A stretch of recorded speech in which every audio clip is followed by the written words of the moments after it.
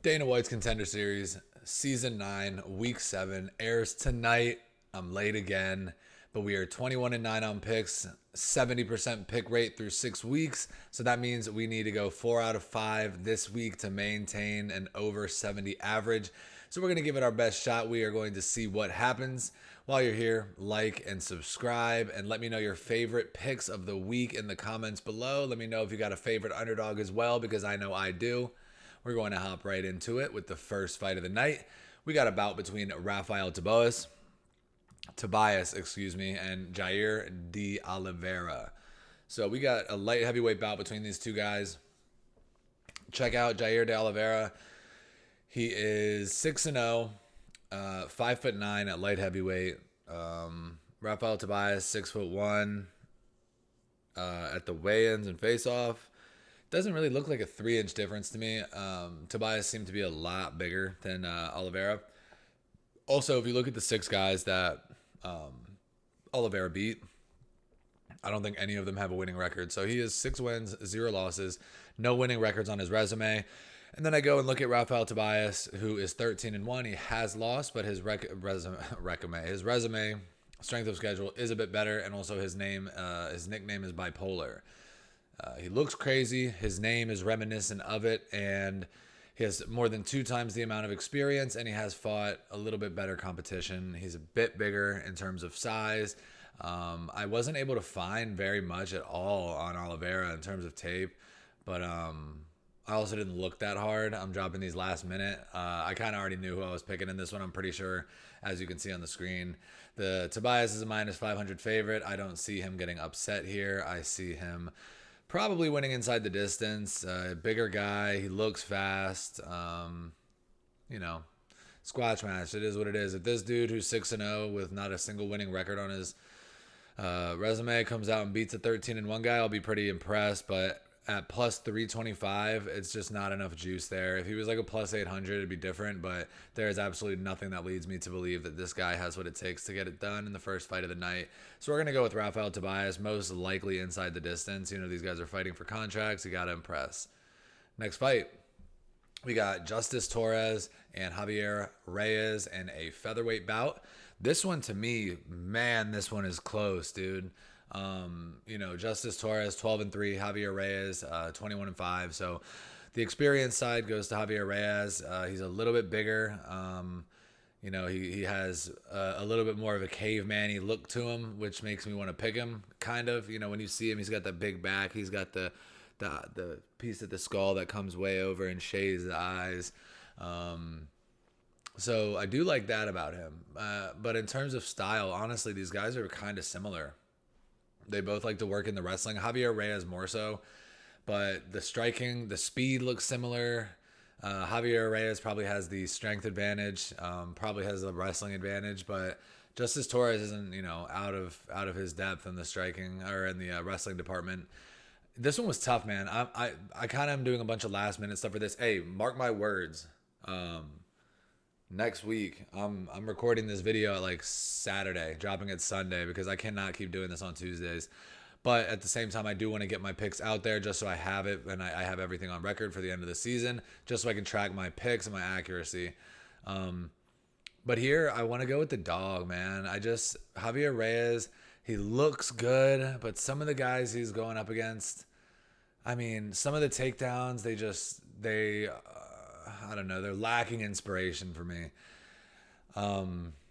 He shoots in, and he shoots from far away sometimes too. He gets real low, which, I mean, is it good? I don't know.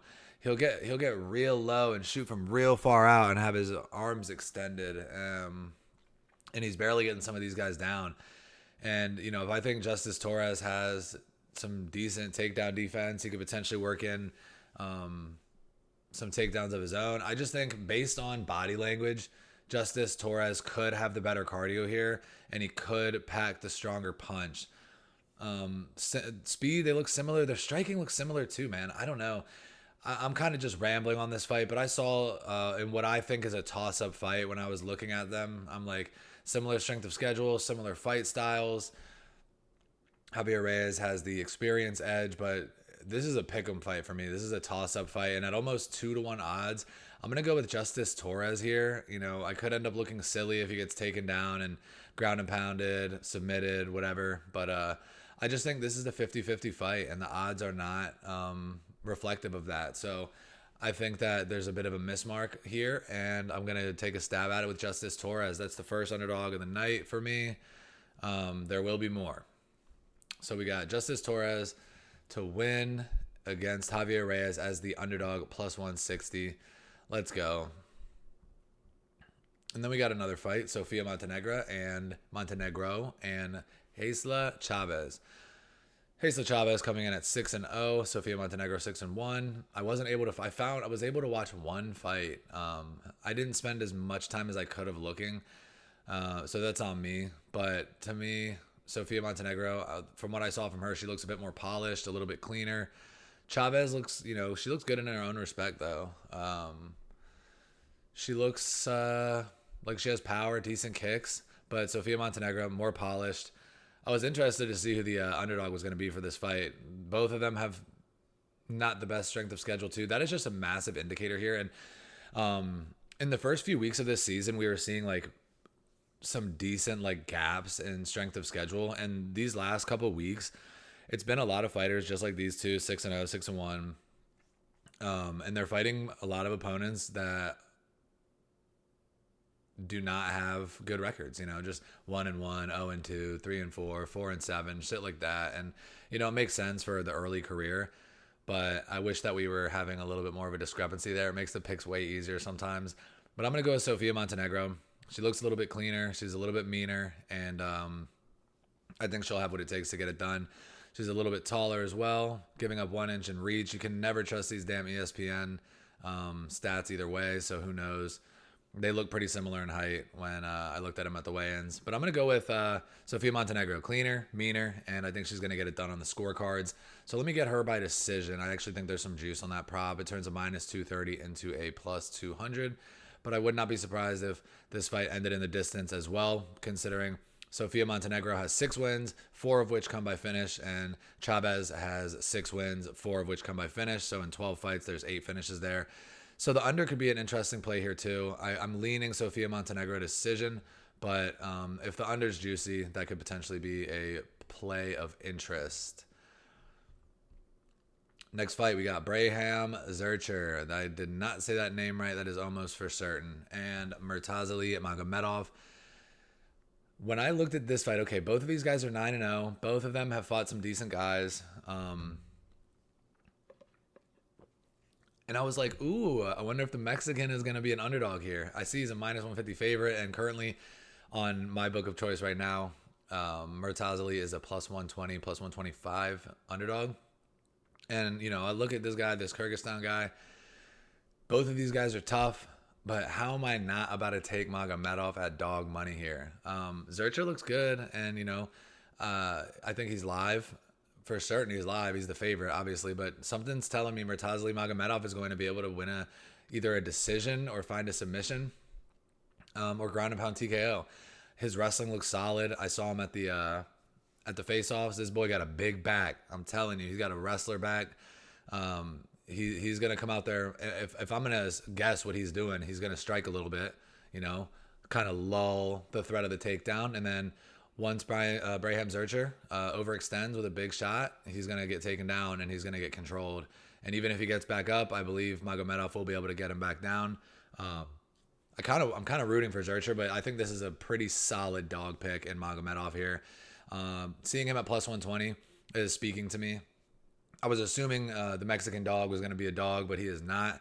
So the books are looking or feeling pretty highly on Zurcher here. So I'm rooting for him, but I got to go with Magomedov as the dog. I don't know exactly what method I would choose, but he has a 100% finish rate. I think Zurcher has 2 decision wins, so he's able to go the distance as well. But the pressure of Magomedov might be too much here. Let me get the Kyrgyzstan Savage to get it done as an underdog. And I'm kind of feeling decent about that pick. I'm not going to lie. I like this dog pick more than I like Justice Torres. And then we have the main event. That was quick. and appreciate the patience. If you guys are still here, throw a like down, throw a subscribe down. I try to make these videos quick, just get my picks out. Sometimes I'm just rambling. There's not a lot of experience on this card, so this one's kind of tough to navigate in certain areas because some of these matchups are pretty close, and this is another one right here. We got a middleweight main event, and I'm a little under the weather. God damn. Diani Barbier and Montes Kondratavicis. That's a long name right there. 7-1 for Montes and 7-0 for Diani Barbier. This fight should be fireworks. We got two explosive strikers, and this is a tough one to pick, man. I want to pick immediately. I'm like, okay, the Croatian. You know, I like the Croatian fighters. You know, we got some legendary Croatians. Lithuania, not as much, but I'm not gonna pick a guy based on where they're from, even though it can certainly sway me. This fight's tough, man. Immediately I picked Diani Barbier. He looks explosive. He has some good striking. You know, he does some weird spinning stuff. He seems pretty powerful, pretty fast, athletic dude, coordinated, which you like to see. You know, when you got some of these guys on Dana White's Contender Series, they are just not coordinated at all, and this guy is. He probably has the coordination advantage over Montes, but Montes is a pretty decent kickboxer. I was watching some of his stuff, and he throws some pretty solid combinations. Obviously, in MMA, the same kickboxing combinations are going to, you know, put you in some trouble in terms of the threat of the takedown. You know, you throw those little 1-2 kick combos, that's going to be leaving you open to get taken down. So, Diani Barbier could wrestle here. I think we're going to see some striking, and I think Montes might pack a heavier punch. He's a little bit bigger of a guy. Fuck, man. I think this fight to go the distance, no, is a good play. I want to take Montes. I want to take the boy Montes, but my initial lean was Diani Barbier, the Croatian savage. Fuck, man. I left it up to the video. Sometimes I have a vibe, and I'm like, you know what? I already did the research. Let me once I'm recording the video, I'll figure it out. And I'm still blanking right here, man. If Montes was a bigger underdog, I'd take him. But I'm gonna go with my original lean. I wanted to take the three dogs, man. Justice Torres, Matazali, Magomedov, and Montes. But I'm gonna just try to play a little bit safer here. Go with my initial lean. Trust my gut. Because both of these guys look pretty closely matched up. I think this is a 50-50 fight, and you're giving me almost 50-50 odds for Diani Barbier. I believe right now he's minus 130. So give me the Croatian to get it done. I think no matter who wins this fight, it's going to end inside the distance. So this one should be fun. But I'm gonna go with the initial lean, man.